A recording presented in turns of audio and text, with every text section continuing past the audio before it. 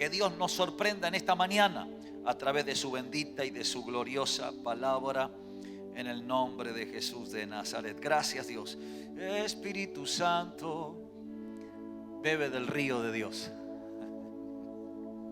Aleluya. Segundo libro de los Reyes. Aleluya. Te amamos, Señor. Amamos tu presencia. Somos conscientes que sin tu presencia no podemos hacer nada. Señor, líbranos de una religión sin vida. Líbranos solamente de una estructura o de costumbres. Señor, te queremos a ti. En esta mañana, una vez más, te decimos, te queremos a ti. Tu presencia, tu presencia, tu presencia. Espíritu Santo, mi mejor amigo, consejero eterno, por siempre lo serás.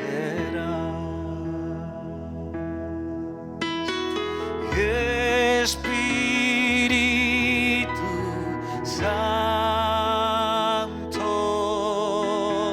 mi mejor amigo,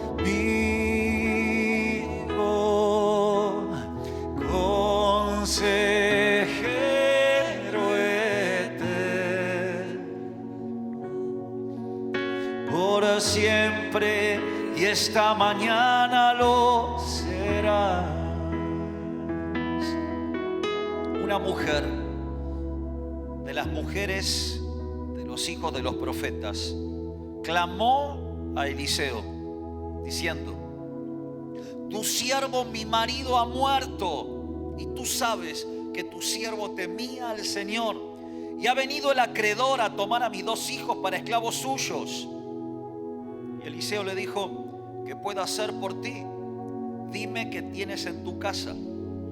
Y ella respondió: tu sierva no tiene en casa más que una vasija de aceite. Otra versión dice: tu sierva nada tiene, sino solamente una vasija de aceite. Entonces él le dijo: ve, pide vasijas prestadas por todas partes de todos tus vecinos, vasijas vacías, no pidas pocas. Luego entra y cierra la puerta detrás de ti y de tus hijos, y echa el aceite en todas esas vasijas, poniendo aparte las que estén llenas. Y ella se fue de su lado y cerró la puerta tras sí y de sus hijos. Y ellos traían las vasijas y ella echaba el aceite. Y sucedió que cuando las vasijas estuvieran llenas, ella dijo a un hijo suyo: tráeme otra vasija. Y él le dijo: no hay más vasijas. Y cesó el aceite. Entonces ella fue y se lo contó al hombre de Dios. Y él le dijo: ve, vende el aceite y paga tu deuda, y tú y tus hijos pueden vivir de lo que quede. Amén y amén. Levanta tus manos al cielo para decir conmigo: Dios me trajo esta mañana para recordarme que la crisis es un motor que me llevará más lejos de lo que nunca imaginé. En el nombre de Jesús, amén y amén. Gloria a Dios. Aleluya. Gloria a Dios. La crisis de esta viuda, breve descripción de lo que esto significa. Creo que la gran mayoría de nosotros entendemos lo que vivía, lo que experimentaba una viuda en aquel tiempo, mucho más desigual, aunque en este tiempo, aunque te lo cueste creer, todavía era mucho más desigual. Esta mujer dependía, lo único que le quedaba era sus hijos. Normalmente no trabajaban más que manipular, procesar lo que se sembraba, lo que se cosechaba y demás, que era trabajo y tarea. La gran mayoría de los hombres, de los hijos varones, las mujeres hacían otro tipo de actividad, más entrada en años, más siendo viuda. La situación que estaba viviendo era bien desigual. La crisis no era cualquier crisis. La situación de pobreza y de necesidad no era cualquiera, era extrema. Cuando el acreedor venía a apurarte, perdóname la expresión, a apretarte de esta manera, a ponerte el ultimátum como le pasó a esta viuda, es porque ya te habían cortado el crédito, no te daban más nada para seguir subsistiendo, vos ya no podías pagar, el crédito estaba obviamente por eso cortado y te venían a cobrar con el último recurso, que era tomar a los hijos en esclavitud, los que podían trabajar. Los únicos que podían hacer algo para traer algún sustento a esa viuda. Había una ley en el pueblo de Israel, la ley sabática. El año sabático era el año 7, no confundir con el jubileo, que era el año 50 a partir del 49. Sabático, el año 7, era el año en el cual salían en libertad aquellos que eran tomados como esclavos por una deuda a causa de un préstamo de tipo caritativo, no cualquier préstamo tampoco. No se trataba de un préstamo para hacer crecer el campo o algo por el estilo, sino prestarle al que era, la Biblia dice, menesteroso, al que estaba en extrema necesidad. Y había una ley de parte de Dios donde le decía, no negarás al que te pida porque está en extrema necesidad, porque puede clamar a Dios y yo le voy a escuchar y se te tendrá como pecado. No cerrarás tu mano porque sabes que está cerca el año 7 y entonces no le vas a poder dar. Porque no te está pidiendo porque es un vivo, te está pidiendo porque no tiene ni siquiera con qué comer. Entonces, esto estaba bien normado y bien arreglado. No sabemos en qué año de escasez estaba viviendo esta viuda, pero sabemos que la situación era límite, era extrema, la crisis era profunda y ya no daba para más esta situación. La crisis en algún momento de nuestra vida nos llega a todos. La Biblia se encarga de aclarar que no era gente impía, no era gente que estaba bajo pecado. Es más, aclara, y tu siervo, hijo de los profetas, era temeroso de Dios, era siervo de Jehová. No es alguien que malgastó lo que tenía y que en negligencia se metió en endeudamiento. Era alguien viuda, no cualquier viuda. La tradición rabínica cree que Abdías era el esposo de esta mujer. No lo podemos confirmar bíblicamente, pero la tradición dice esto. ¿Y quién era Abdías? Abdías era mayordomo de Acaz, quien agarró a 100 profetas para que Jezabel no los mate y los escondió de 50 en 50 en cuevas. Y él mismo los estaba sustentando de lo que él tenía con pan y agua. Lo que la tradición rabínica cree es que este hombre Abdías se empobreció y se endeudó porque estaba contrayendo deuda para alimentar a 100 profetas que no podían salir a hacer nada, que estaban escondidos y que los estaba sosteniendo con lo que podía, su familia más 100 profetas, pan y agua, dice el primer libro de los Reyes, que le estaba dando a Abdías. Repito esto es lo que dice la tradición de los judíos, la tradición rabínica, y hay bastante seguridad de que esto pueda ser cierto, aunque no es la palabra del Señor. Esta viuda se encarga de decirle a Eliseo, vos sabés de quién te estoy hablando. Vos sabés que no nos metimos en esta situación por negligentes, por incumplidores. Vos sabés que este hombre era temeroso de Dios y prefirió contraer una deuda, embargar su propia vida, su familia, para sostener por una causa que valía la pena, que estar libre él mismo. Tampoco dice de qué murió, pero conocemos de gente que ha partido antes de tiempo por gran carga, por gran pesar. Y eso suele pasar, por ejemplo, en los avivamientos, aún por servir al Señor. Y ninguno de nosotros creo que está en condiciones para juzgar a alguien que da todo por Dios hasta el último aliento de su vida.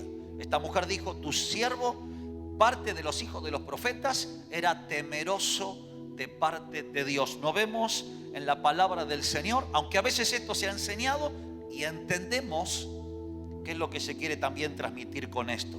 Es decir, tomar parte de esta enseñanza para aplicar, espiritualizar y decir que necesitamos asegurar herencia para nuestra familia y demás. Pero quiero decirte que una rigurosa exégesis de este pasaje no habla de negligencia, sino que nos está diciendo una familia temerosa, un varón temeroso, y lo que la tradición dice, dieron todo por Dios. El punto es este: la crisis puede llegarnos a cualquiera de nosotros.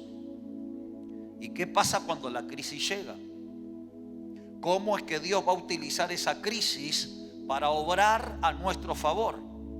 Quiero decirte en esta mañana de parte del Espíritu de Dios que la crisis es un motor que se enciende cuando parece que todo está estático, que hay una rutina, que todo sigue igual. ¿Cuánto tiempo más iba a estar esta viuda sin clamar a Dios por una respuesta? Hasta que la crisis llegó y un motor se encendió para llevarla a lo que Dios tenía preparada para ella. La crisis es un motor que se prende y que se enciende para que el obrar de Dios se suelte sobre nuestra vida, porque vamos a dar pasos concretos para llegar ahí. La crisis te moviliza. La crisis te moviliza. ¿Cuántos recuerdan alguna vez ser movilizados a través de una crisis? En primer lugar, la crisis parece que te paraliza, pero lo primero que empieza a funcionar, a ver, tocate acá que algo nos queda todavía, de pelo y debajo del pelo, creo que todavía también. Lo primero que se moviliza es esto. ¿Y qué empezamos a hacer? ¿Y ahora? ¿Cómo salgo de esto? ¿Y ahora? Y empieza a movilizar. No todos arrancamos con la misma presión. No todos arrancamos con la misma medida de crisis. Algunos se tiran más a chanta que otros en el tiempo. Pero llega un momento donde empieza a haber una movilización de todos los recursos internos que tenemos. Todos los sensores empiezan a prenderse y decimos, hay algo que tenemos que hacer. La crisis te moviliza y te saca de la zona de comodidad, de la zona de confort. Hay un mensaje que yo no sé si ya está, si aún está en la página de la iglesia, habría que actualizar eso, pero en 2009 compartimos un mensaje que se tituló Saliendo de la zona de confort, saliendo de la zona de comodidad. Tipeando esta palabra, algunos lo recuerdan, me está haciendo así. ¿Quién recuerda ese mensaje del 2009? Pero qué memoria que tienen. Bueno, hay algunos que estuvieron y hay algunos que lo recuerdan. Entonces recordaba ese mensaje, esa palabra. Obviamente que no es eso para esta mañana, pero sí la crisis te moviliza y te saca de la zona de comodidad, te saca de la meseta en la cual muchas veces nosotros entramos, casi te diría, caemos y nos estancamos. Ella pedía y le daban dinero, pedía y le daban dinero, pero llegó un momento donde dijeron, no hay más plata, no hay más recursos, no hay más comida, queda solamente un poquito de aceite que aparentemente se acordó ahí nomás, porque hubiera pagado aunque sea con ese poquito de aceite que le quedaba, y venían por los hijos también para cobrarse toda la deuda, al menos durante 7 años, dependiendo del periodo en el cual estaban. Parte de la deuda iba a ser cobrado. Era cómodo para ellos, estaban postergando el problema para más adelante, porque la deuda seguía creciendo, pero el problema no se solucionaba. Lo estaban postergando para más adelante. ¿Cuántos alguna vez postergaron un problema para más adelante? ¿Cuántos alguna vez dijeron, sí, está bravo, pero creo que puedo tirar un poquitito más? Creo que todavía puedo esperar un poco más así. Si tan mal, digamos, no estamos.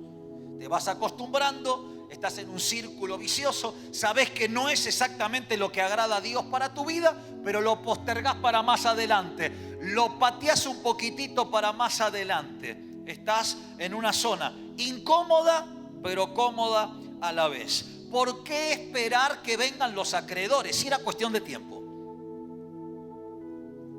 Esta viuda esperó hasta ese momento. Era lo que estaba normado, era lo legislado. Sabía que había fecha de vencimiento. ¿Cuántos saben cuándo le vence la tarjeta de crédito? O el fiado del almacén de la esquina. ¿Cuántos tienen presente los vencimientos? Y si en el vencimiento no pagás, ¿qué pasa? ¿Y los intereses? Lo que están en la bicicleta financiera es para otro mensaje. Bueno, esto estaba normado y sabía cómo funcionaba. ¿Por qué esperar hasta que vengan los acreedores a llevarse los hijos? Parte de la ley era que el acreedor se quedaba afuera, venía a reclamar, pero no podía entrar en la casa a llevarse lo que por derecho él se podía llevar. Es decir, era la persona, todas leyes impuestas por el Señor. Una cuestión de cuidado, respeto y demás. Era la persona la que tenía que decir, sí, está bien, acá están mis hijos. Entendemos que de alguna manera la viuda zafó un poquitito más, casi no zafa. ¿Por qué vas a esperar hasta que vengan los acreedores si Dios te está hablando en esta mañana? La viuda sabía perfectamente la deuda que tenía y que era cuestión de muy poquito tiempo, de minutos, que vengan a llevarse los hijos. ¿Cuántas cosas en tu vida sabes que deben ser solucionadas y lo estás postergando para más adelante? Acreedor significa persona que tiene derecho a pedir que se cumpla una obligación, especialmente que se le pague una deuda. Cuando estás ante una inminente necesidad, ¿a quién le pedís primero? Ya hay un circuito interno que tenés formado. ¿Sabés a quién llamar para pedir una oración? ¿Recurrís al banco, a un familiar, a un prestamista en cuestiones financieras? ¿A quién recurrís primero? Proverbios 22:7 dice: el rico domina a los pobres y el deudor es esclavo del acreedor. El deudor siempre será siervo de a quien que le está debiendo algo. Por eso Romanos dice en la palabra de Dios: no debas nada a nadie, porque si debes algo a alguien, entonces estás en una situación de esclavitud. Acreedor es alguien que tiene derecho a decir que se cumpla una obligación. Si el diablo tiene un derecho legal sobre tu vida, no va a pasar mucho tiempo para que te lo venga a cobrar. Y a veces te da alguna cosita, pero quiero decirte que cobra muy caro. Y es un usurero de verdad. No esperes que el enemigo venga a reclamarte una cuenta que todavía no tenés saldada. Porque si hay algo que vos no tenés saldado, te aseguro que va a venir por tu paz, va a venir por tu unción, va a venir por tu presencia, va a venir por tu ministerio y va a decirte que vos no perdonaste. Es que vos tenés deudas. Padre, perdóname como perdono a todos aquellos que me ofenden. Porque acreedor es todo aquel que tiene un derecho sobre vos y tiene poder para cobrar. Y si el diablo tiene alguna autoridad sobre tu vida, te la va a cobrar. Al no ser que antes que venga el acreedor, nosotros saldemos cuenta en esta mañana, en el nombre de Jesús de Nazaret. Hoy sigue siendo igual que ayer. La plata por los hijos. No sé si hay alguien acá esta mañana. La plata por los hijos. ¿Cuánto tiempo te lleva hacer plata? ¿Cuánto tiempo te lleva estar en tu negocio? Hoy sigue siendo igual. La plata por la familia. Y te sale muy caro. ¿Y qué vamos a esperar? ¿Perder los hijos? ¿O vamos a saldar cuenta a partir de esta mañana? Cuentas de tiempo, cuentas de amor, cuentas de honra, cuentas de compañía, cuentas de afirmación. El diablo sigue obrando igual, ¿eh? Es la plata por los hijos. Pero si le debes algo a alguien, en esta mañana vamos a ponernos al día. Vamos a tomar al menos la decisión de empezar a ponernos al día. Qué bueno que Jesús anuló el acta de los decretos que nos era contraria. Uno entiende que espiritualmente es tan sencillo como perdonar, como pedir perdón, como reconocer, como saldar las deudas, como no deber nada a nadie, pero no siempre lo hacemos. Y cuando activamos la sangre de Cristo, cuando activamos el nombre de Jesús, cuando estamos a cuenta, cuando perdonamos y todo lo demás que nosotros sabemos, entonces lo que Jesús ganó en la cruz para nosotros se vuelve a activar. Jesús vino para anular el acta de los decretos que nos era contraria, para que el diablo nada tenga en vos. Jesús dijo: ahí viene el príncipe de este mundo, pero él nada tiene en mí, porque Jesús tenía cuentas absolutamente saldadas, sin pecados.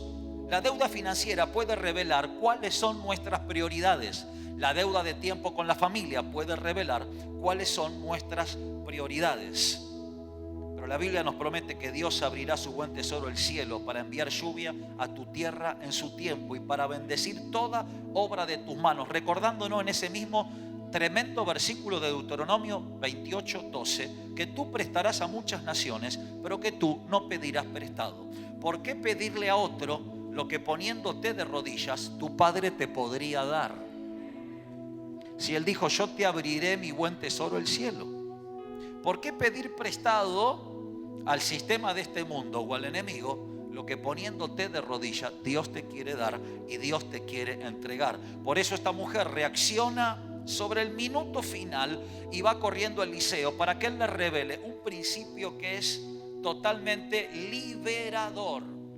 Ve y vende el aceite y paga tu deuda y tú y tus hijos podrán vivir de lo que quede. Lo primero que tenés que hacer es saldar deudas. Dios no le dijo, che, coman algo un poquitito, recuperen fuerza. No. Lo primero que vas a hacer es paga todo lo que debes. Ve, vende el aceite y paga tu deuda antes que sea demasiado tarde. Esta viuda zafó justo a tiempo.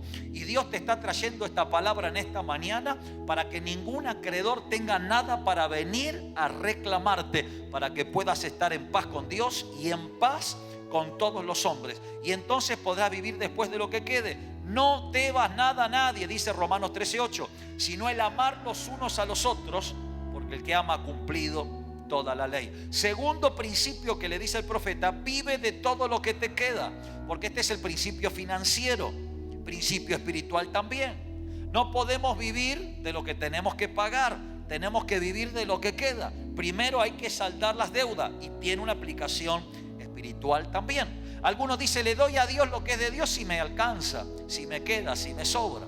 Y Dios dice, paga lo que debes y entonces vive después de lo que queda, porque funciona de esa manera. Hay una aplicación tremenda en este principio, porque Jesús pagó toda nuestra deuda de pecado en la cruz y nos dejó un saldo positivo. Jesús está diciendo, vive de lo que queda. Y cuando Él te dice, vive de lo que queda, vos pensás como la viuda, que es el poquito de aceite que te quedó. Y Jesús dice, no es eso lo que quedó. ¿Quién pagó tu deuda? ¿Hay alguien esta mañana? Jesús. Cuando Él pagó la deuda en la cruz, ¿cuál fue el saldo? ¿Qué fue lo que Jesús nos dejó? Lo que Jesús se ganó en la cruz fue liberarnos del pecado, pero hubo un saldo positivo que nos dejó también, porque Él fue empobrecido para que nosotros seamos enriquecidos. Y Él te está diciendo, vive de lo que queda. Ah, ¿no es de lo que tengo en casa? No, es de lo que Jesús ganó en la cruz por vos. Vive de lo que queda. Jesús pagó las deudas y dejó un saldo positivo. El saldo positivo que Jesús dejó es el cielo abierto. Te abrirá Jehová su buen tesoro, el cielo. Cuando la deuda es paga por Jesús de Nazaret, vive de lo que queda. Lo que queda no es lo que está en tu casa. Es la reserva espiritual, es la reserva de la bendición del Señor en los lugares celestiales. Y ahora vamos en el cierre a ver qué es lo que le quedó a esta viuda, porque hay mucho más que esto. Pero esta mujer fue movilizada por una crisis, a buscar una palabra. Las crisis nos llegan a todos, pero el justo se puede parar ante Dios con el respaldo de su fe. La crisis no hace distinción de persona, ni hace distinción de si sos hijo de Dios o no. La crisis le va a llegar a todos, pero el justo puede pararse delante de Dios diciéndole, tú sabes que soy temeroso tuyo. Tú sabes que creo. Señor, yo también estoy bajo autoridad. Di la palabra y mi siervo sanará. Claro que la crisis le llega a todo, pero esta mujer se pudo parar delante de Eliseo con autoridad. La crisis puede venir, pero vas a pararte ante Dios con el respaldo de tu fe, creyendo que Él va a traer una respuesta. Y una palabra de sabiduría de Dios te será dada. ¿Qué es una palabra de sabiduría? No cualquier palabra. No fue un versículo bíblico, y obviamente que no estoy despreciando un versículo bíblico. Amamos la palabra y gloria a Dios si Él te da un rema, un versículo bíblico. Pero lo que le da en este momento puntual es una revelación específica a través de una palabra de sabiduría, con una información que esta mujer le entrega. Palabra de ciencia es obtener una información que no tengo. No la precisó Eliseo. Le dijo, ¿qué tienes en tu casa? Le preguntó. Y accedió por medios naturales a la información que él necesitaba. Cuando esta mujer le dice lo que tienes, inmediatamente viene del cielo una palabra de sabiduría. Y esta mujer encontró la palabra que necesitaba, una palabra de sabiduría de Dios. Tenía lo que necesitaba, pero precisaba saber cómo obrar conforme a la guía y a la dirección del Espíritu Santo. Esta palabra de sabiduría fluyó a través de Eliseo con esta información que la mujer le proveyó. Busca a Jesús y decirle, Señor, dame una palabra en medio de esta situación, pero con la disposición de obedecerle aunque sea una locura, porque lo que le está proponiendo Eliseo de verdad que es una locura. Saldar un préstamo con otro préstamo. Si por préstamo me metí donde estoy ahora, y ahora entonces voy a ir y a seguir pidiendo vasijas vacías. Por otro lado, cuando toque la puerta a mis hijos y digan, dame vasijas vacías, pero de aceite, Cada vasija tenía su uso. A donde se ponía el aceite, ahí no iba agua, por razones obvias. La vasija del aceite era para el aceite. La del agua era para el agua. Vasija para aceite, todas las que tengas. Al riesgo de pensar, estos que están endeudados se me van con todas las vasijas. Pero como esta era gente de buen testimonio, temeroso de Dios, obtuvieron las vasijas vacías de todos los vecinos, todas las que tenían. Pero te puedo preguntar, ¿por qué vasijas de aceite? No lo dice la palabra de Dios, pero es lógico que le hayan preguntado.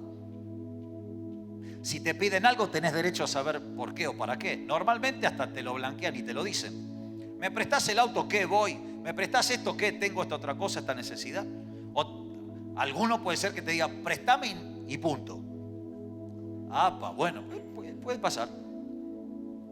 En este caso, en la situación en la cual estaban, es que el profeta dijo que Dios va a hacer un milagro con nosotros. Y de la manera más loca, en vez de decirle, anda a pedir aceite, anda a pedir harina, decirle un poquito a cada uno, Dios toca el corazón de los vecinos para que cuando le pidan aceite y harina se la den. ¿Qué le fueron a pedir? Una locura, vasija vacía. Si vos decís que te van a servir, y ahí les daban. Tráemela por favor, Tráeme. Y ahí le daban las vasijas. Iban corriendo, golpeando de todo lugar, de todos los vecinos. No pidas poca. ¿Qué significa? Le decían, ¿y no tenés más vasija? Esta gente está loca de verdad. Si hasta ayer estuvimos hablando con la viuda, no sabían que iban a comer al otro día. Y quieren vasijas para aceite. Aceite con lo que significaba, con lo que valía en aquel tiempo. No tenés más vasija. Y así iban puerta por puerta, vaciando el barrio de las vasijas vacías que habían en aquel lugar. No pidas aceite, no pidas pan. Pedí lo necesario para que Dios derrame ahí el milagro. Pero este préstamo de verdad valía la pena. Y esa palabra tenía que ser creída para que Dios pueda desatar lo que le había prometido. La crisis va a llevarte a valorar lo que tenés. Las crisis te llegan a valorar lo que tenés. Qué lamentable es tener tanto de parte de Dios y acostumbrarnos en el camino sin darnos cuenta que tenemos todo lo que necesitamos en el Señor. Y ella empezó a valorar lo que tenía. Yo me imagino que cuando esta mujer empezó a pedir, dice, pero yo tengo un poco de aceite. Y resulta que todo el barrio está lleno de vasijas de aceite que están vacías. ¿Dónde estaba la abundancia? ¿Cómo compras el tamaño de tu heladera? Por el número de personas, por la costumbre de la cual comes. ¿Cuántas vasijas de aceite había en el barrio? ¿Cuántas vasijas de aceite ellos tendrían? Las que necesitaban, pero estaban vacías. Y esta mujer que tenía un poco de aceite. Y había un barrio lleno con una cantidad de casas llenas de un montón de vasijas de aceite vacías. Y esta mujer diciendo, y yo todavía tengo un poco, aunque estoy en extrema pobreza y en extrema necesidad.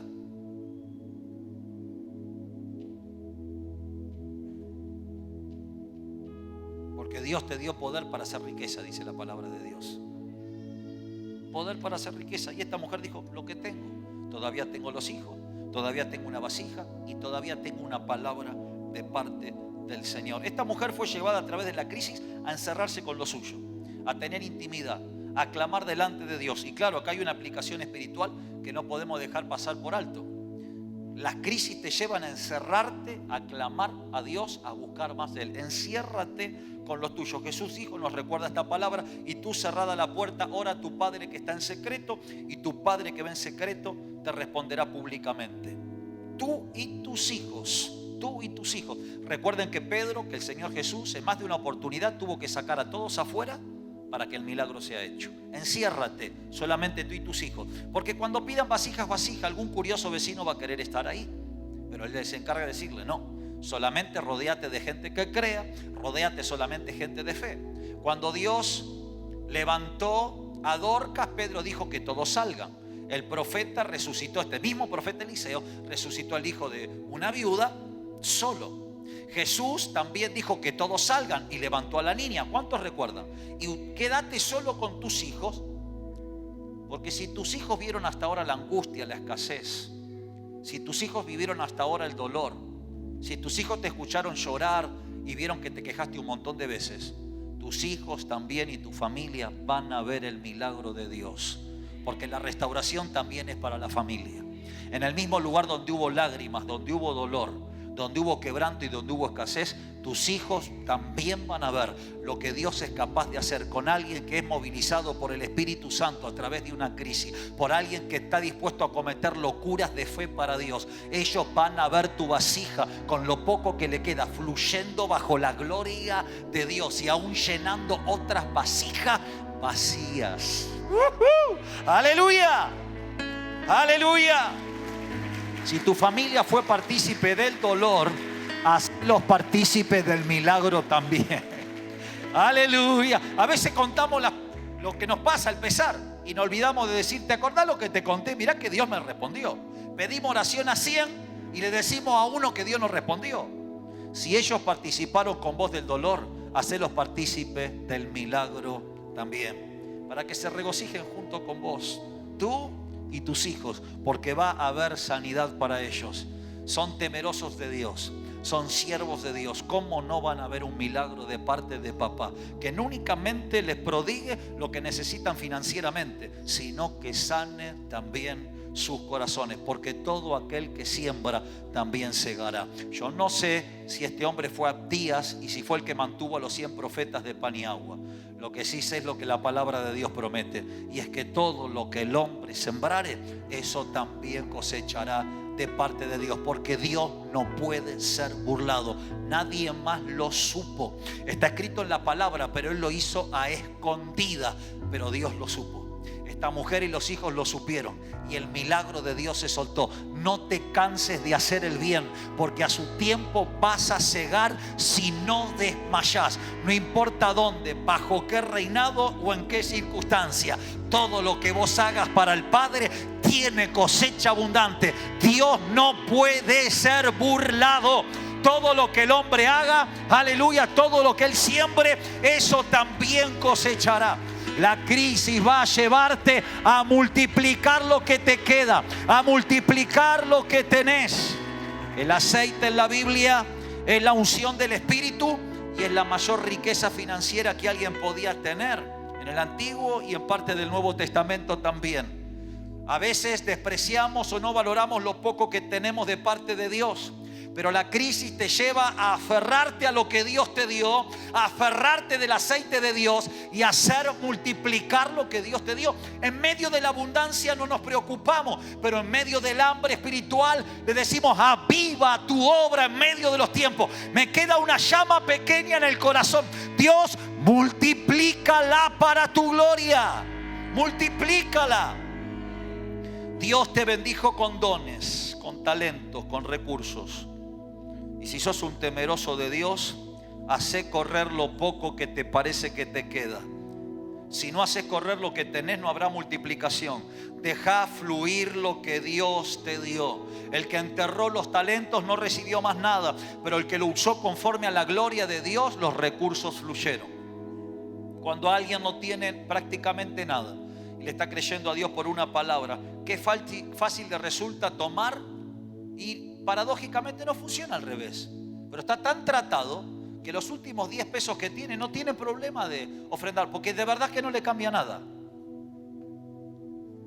Pero después de la abundancia se activa el temor, recuerda lo que pasaron y le empieza a costarle dar a Dios de lo que es de Dios. ¿Y qué pasa? Se cumple el principio espiritual. Cuando dejas fluir lo que tiene, el aceite nunca se va a terminar. Dios te dio dones 24 horas por día, te dio talentos, puso un sueño en tu corazón. Deja fluir lo que Dios puso en tu corazón, porque mientras fluya es inagotable. Mientras fluya es inagotable. La revelación es inagotable.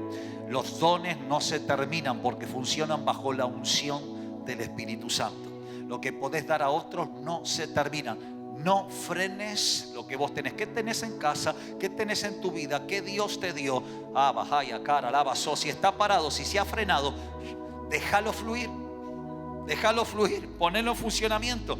Porque a vos te parece en medio de tu crisis que lo que tenés es poquito. Vas a sorprenderte de la cantidad de gente que está totalmente vacía y que necesita de ese poquito que vos tenés, para que vos mismo te sorprendas y veas que de un poquito Dios puede multiplicar y multiplicar y multiplicar y multiplicar, solamente por cumplir una ley espiritual, por creerle a Dios y por obedecerle al Señor. Pablo le dijo a Timoteo: te estás apagando, pero te digo, aviva el fuego del don de Dios que está en ti. Timoteo, tenés lo que necesitas. Hubo un don que te fue impartido por la imposición de mis manos. No dejes que se apague. Estaba dejando de servir, de ministrar, estaba encerrado bajo temor, estaba en amenaza, estaba pasando vergüenza, tenían en poco el ministerio, estaba dejando de fluir. Y Pablo le dijo: te aconsejo, vuelve a la palabra, a los ancianos como a padre, a las mujeres como a hermana. Que ninguno tenga en poco tu juventud, pero deja fluir lo que te fue dado por imposición de manos. Si hay algo que tienes en tu vida, si hay dones de Dios que están en tu espíritu, que fluyan. Aleluya, porque vas a ver cómo se multiplica. Vas a ver cómo se va a multiplicar. Qué tremendo que hay tanta necesidad de que se levanten más líderes. Qué tremendo que hay una cantidad de matrimonios. Estamos orando, ya proyectando, en breve vamos a comenzar una red de matrimonios jóvenes. Estamos hablando, viendo material y demás, pero qué tremendo que haya tanta gente por ser contenida y un montón de los que estamos acá con tanto para dar que no está fluyendo. Tanta gente que está con el corazón vacío, con necesidad de una palabra de sabiduría como la que dio Eliseo, y nosotros sin querer dar de lo que Dios nos dio. ¿Cuántos quieren crecer? ¿Cuántos quieren multiplicar? Da lo que Dios te dio. Permití que fluya. Déjalo que fluya. A eso es a lo que Dios nos lleva en medio de las crisis. La crisis va a llevarte a vivir un milagro que va a afectar el entorno entero. Al otro día, ¿y qué pasó con las vasijas? Mi mamá empezó a echar y se llenaba hasta arriba. Empezó a echar. ¿Pero cómo empezó a echar? Sí, porque fue al profeta. ¿Te acordás que te conté? Se le cumplió de verdad. Y ya que está, no me devolvió una vasija media llena. Esta gente, este barrio fue conmovido, fue movilizado. Dios sigue usando viudas pobres y familias temerosas de Dios para impactar una región entera, para impactar un barrio entero. Dios sigue usando a los que buscan una palabra. Dios sigue usando a los que le creen al Señor. Una familia temerosa, un padre siervo de Jehová en la ruina total. Nadie esperaba nada de ellos, mucho menos un milagro financiero. Pero la crisis revela el poder de lo poco que vos tenés. Lo que Dios puso en tu corazón es más que suficiente. La fe que puso en tu corazón es más que suficiente. Dirán, ¿cómo alguien como esa familia quebrada puede prosperar? Una viuda no fue rica cuando estaba casada con el profeta y va a prosperar ahora que es una viuda pobre. Es que no quedará para siempre caído el justo. Aunque el hombre cayere, no quedará postrado. Una vez más te repito, Dios no es deudor de nadie, porque a Dios nadie le engaña. No puede ser engañado jamás. Todo lo que el hombre sembrare, eso también cosechará. Dios nos lleva a través de las crisis a vivir un nuevo tiempo. Si no estás en la nueva temporada de Dios, porque tu tiempo empezó cuando vos naciste, termina cuando te vas con el Señor. Tu tiempo acá es todo el tiempo que Dios te tiene. Por eso naciste cuando naciste.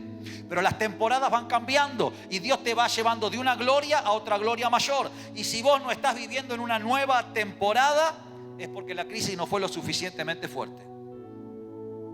Pero Dios te va a sacudir hasta los mismos cimientos. ¿Hasta cuándo esta mujer iba a estar así? En extrema necesidad y en pobreza. Los acreedores le pusieron un límite. No sé en qué límite de tu vida vos estás viviendo, pero la crisis y el dolor van a llevarte finalmente a un tiempo nuevo de gloria, de expansión, de crecimiento, de mayor autoridad, de reconocimiento aún de tu vecindario, de ver la gloria de Dios y de vivir de lo que te queda. No sé cómo estás en esta mañana, pero estoy seguro que hay algo que vos tenés. Todos nosotros vivimos milagros de Dios en nuestra vida, creo, la gran mayoría de los que estamos acá en este lugar. Y cada vez que una crisis nos topa con un milagro, nos lleva a un milagro, Siempre vivimos de lo que nos queda. Y lo que nos queda es una poderosa experiencia de fe. Cuando le dijo vive de lo que queda, no es del poquito aceite que le quedaba o del mucho, no sé. Vive de lo que te queda. Nunca te olvides que Dios jamás te abandonará y jamás te desamparará. Lo que te queda después de lo que la crisis hace en tu vida es una poderosa experiencia de fe. Lo que te queda no es un poco de aceite, lo que te queda es una mayor intimidad con Dios. Lo que te queda es un toque mayor de la gloria de Dios que te ha cambiado y que te ha transformado. Lo que te queda es fama. Al mes siguiente la viuda escucha el sonar de la puerta y los acreedores que le dijeron, ya que pagás tan bien, ¿no están necesitando algo? Primero vinieron por los hijos y ahora todos querían prestarle a la viuda. Vivirás de lo que te queda, no de una pequeña vasija. Lo que nos quedó es una cuenta abierta en los cielos. Aunque te quiten todo, siempre vivimos de lo que nos queda, porque está acá. Es Jesucristo y estamos completos en Él. Para el mundo puede ser poco y para nosotros es todo lo que nosotros necesitamos. Yo vivo de lo que tengo y aunque esta vasija a la mirada de muchos sea una vasija muy pequeña, lo que está dentro mío y lo que está dentro tuyo es suficiente